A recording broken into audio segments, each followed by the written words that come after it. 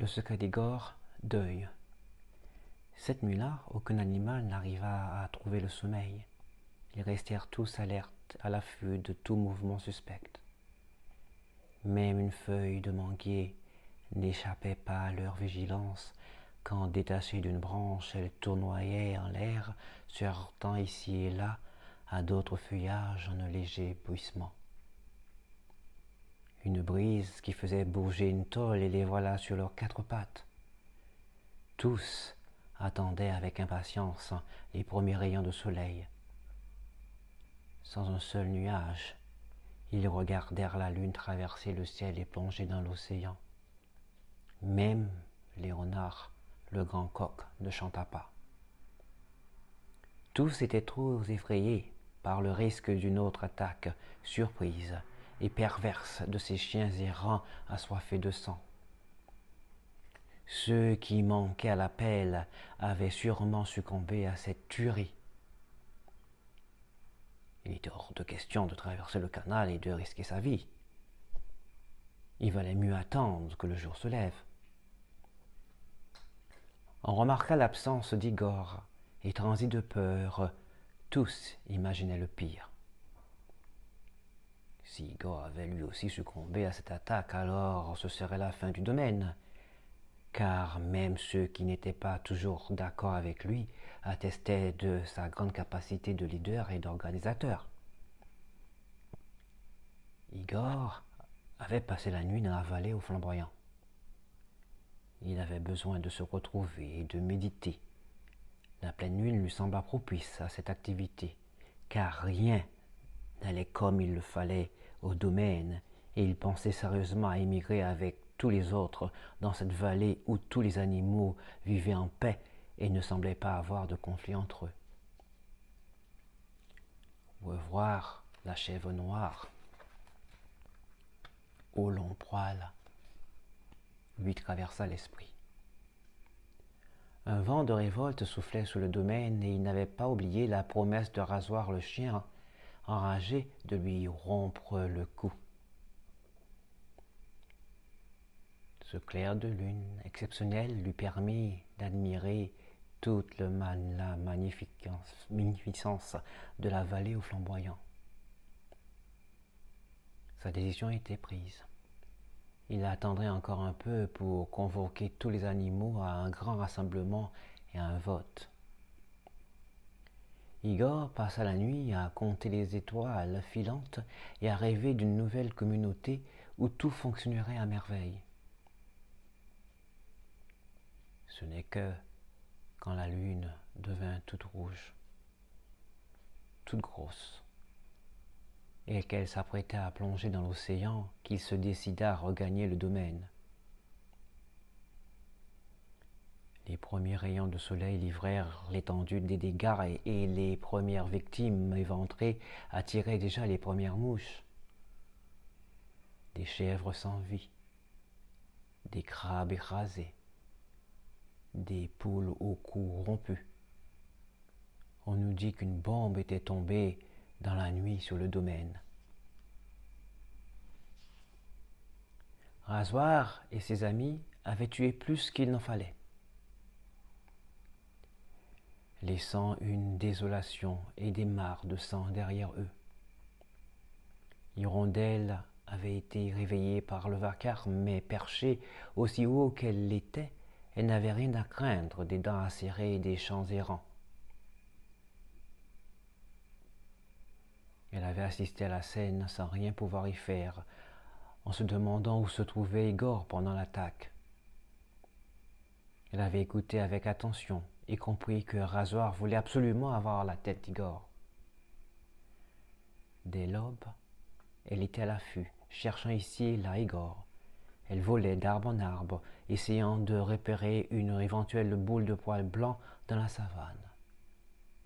Puis, un soleil éblouissant s'abattit sur le domaine et au milieu de la savane, avançant d'un pas rassuré, la tête haute et les cornes pointant vers le ciel, Igor parut. Hirondelle, qui avait cru qu'Igor avait succombé à l'attaque de rasoir, eut du mal à contenir sa joie et alla prévenir tous les autres animaux qui s'étaient réfugiés derrière le canal.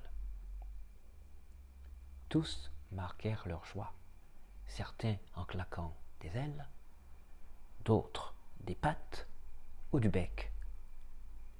Ils accoururent au milieu de la savane à la rencontre d'Igor pour lui raconter le massacre de la nuit dernière et le prévenir des projets de rasoir. Igor comprit alors la détresse de ses amis et ses craintes de la veille se trouvèrent justifiées. Il appela un grand rassemblement pour mettre son plan à exécution. 3 jours de deuil pour honorer les animaux disparus furent tout de suite prononcés. Le domaine devait garder le silence pendant 3 jours et même le coq Léonard devait se taire. Alors de quoi il s'agit? Il s'agit d'un conte avec 13 histoires. Le conte commence en décembre et se termine en décembre. Ça vient de Madame Francesca Pali de Potomitan qui a eu l'idée de me demander une histoire pour célébrer Noël et le jour de l'an. Donc ce que j'ai fait, j'ai continué à le conte, la première histoire de Berthe avec le cochon en décembre. Et donc j'ai continué. Et puis au bout d'un moment, il y a une amie qui me dit, mais pourquoi tu fais ça? Pourquoi tu postes ça sur Facebook?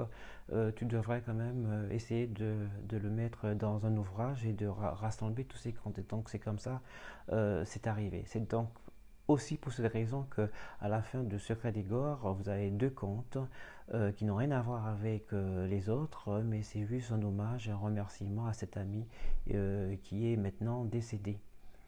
Donc l'histoire en fait raconte les fêtes aux Antilles de décembre. On a le Noël, ensuite on a le carnaval, les Pâques et tout ça. Mais on se rend compte effectivement qu'il se passe des choses pendant ces fêtes et que les animaux tombent malades de temps en temps. On ne sait pas pourquoi. Donc c'est effectivement, je traite du chlordécone, mais il y a aussi des rivalités entre les animaux. Il y a aussi les cochons qui veulent prendre le pouvoir. Donc c'est un peu aussi une façon de traiter les problèmes sociaux aux Antilles avec les conflits entre les familles, les conflits entre les gens. Bien entendu, je ne suis pas moraliste, je ne suis pas La Fontaine.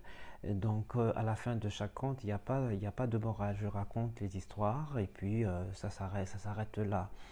Je ne suis pas non plus conteur, parce que le conteur chez nous a une fonction bien déterminée, c'est-à-dire que pendant les veillées, on a ces personnages qui se mettent debout et qui racontent l'histoire du défunt en brodant, racontant toutes sortes d'histoires. Ça, c'est vraiment traditionnel et ça n'a rien à voir avec le travail que je suis en train d'effectuer. Igor, bien entendu, pose souvent le problème du prénom Igor. Mais pourquoi Igor? Igor, c'est un prénom slave et tout. Je dis toujours que effectivement, je n'écris pas uniquement pour les Antillais. Et effectivement, que Igor ou Gérard, ou ça aurait pu être n'importe quel prénom.